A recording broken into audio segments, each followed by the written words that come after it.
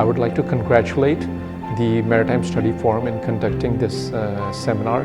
A couple of things that I would like to stress here as far as the maritime industry in Pakistan is concerned, that we're not doing enough research work. Good research is extremely important for efficient and effective policy making and for the correct, proper and timely decision making. I feel that